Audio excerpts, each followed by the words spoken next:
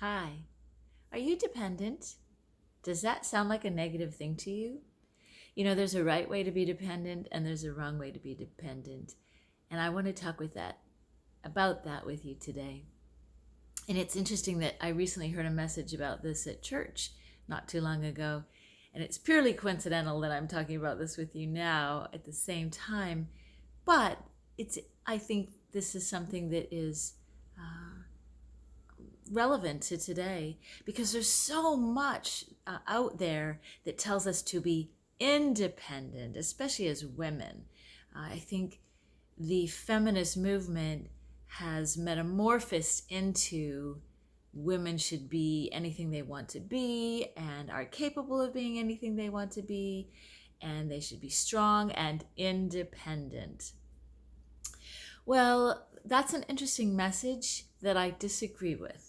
And I also think it's impossible for anybody, male or female, to be independent. Because if you think about it, we all rely on the same things and need a lot of the same things. From natural resources, we all need food, clothing, and shelter. And we all utilize the same natural resources to provide those things for ourselves. And we've also been created by God to need the same things: love, comfort, encouragement, support. So there's an interdependency that is healthy. It's a mutual balancing of give and take. And that's a good thing. I think that is what we need to be striving for, is an interdependence with each other as human beings.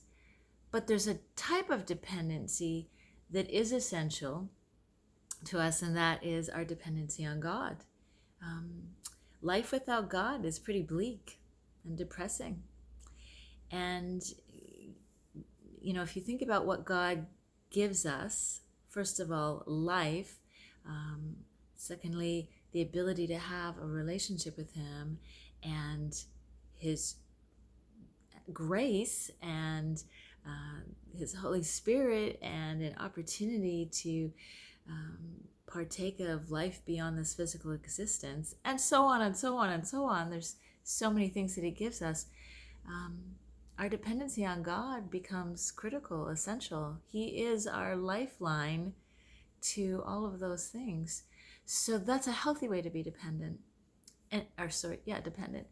An unhealthy way to be dependent is when we rely on another human being for all those things in a very needy way, where our happiness is completely tied into somebody else meeting our needs, or somebody else needing us and leaning on us.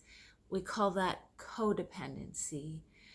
It starts off with one person having a physiological or a psychological dependency, and then looking to another person to help them meet those needs, take care of them.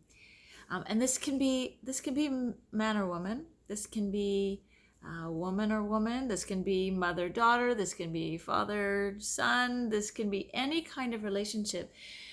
And I think that any unhealthy relationship can have aspects of this.